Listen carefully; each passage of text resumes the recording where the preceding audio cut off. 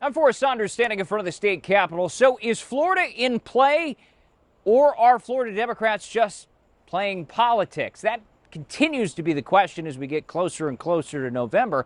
But DNC Chair Jamie Harrison, he has some thoughts. Check it out. Florida is in play. That's why I am here right now. Democratic National Committee Chair Jamie Harrison emphatic Tuesday that despite what you might think, Dems have a serious shot in Florida. We're opening offices. I feel good about the direction that we're going, and I believe that in November of this year, once again, we're going to be saying Florida, Florida, Florida. His optimism buoyed by this.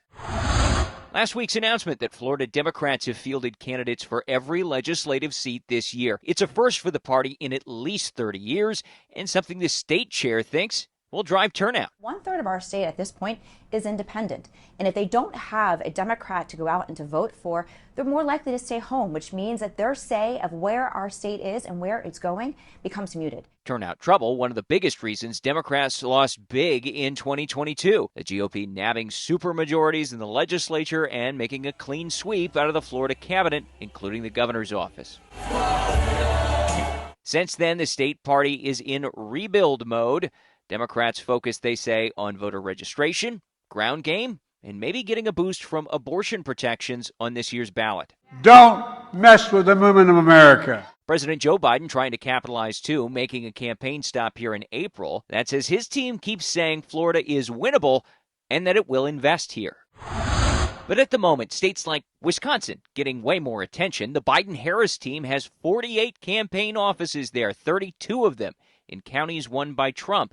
Compare that to Florida, 3 open, with 11 more expected by the end of the summer. Well, we are assessing every state to figure out what we need in those individual states. The DNC chair said offices would grow exponentially as needed, but didn't offer hard numbers or investment plans. I have a good friend who often says this. He says, when people say you don't matter, that you don't count, you teach them that they don't know how to count. To Florida Republicans, it's all rhetoric. Florida is a red state. It's going to be a red state. We're going to win in November. We're going to win big. State GOP Chair Evan Power thinks Democrats are just trying to push Republicans to spend here. The Sunshine State, he said, is fool's gold for them.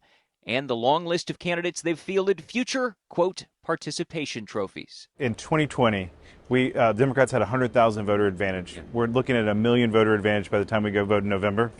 And if you look at the intensity out there, people are becoming Republicans at a strikingly high rate, and people are turning out and voting Republican at a higher rate. Power also says a statewide get-out-the-vote effort is in the works for Republicans and daring Democrats to spend here. A bet Freed and Harrison at least sound likely to call. The stars are aligning. The planets are aligning.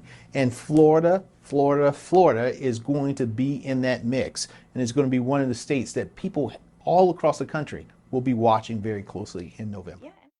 So in the end, is Florida in play? Well, really, that comes down to the individual voter. You got to remember here that independents are still the vital demographic that need to be tapped into if anybody wants to win the Sunshine State. And that is because here in Florida, neither Republicans nor Democrats have an outright majority.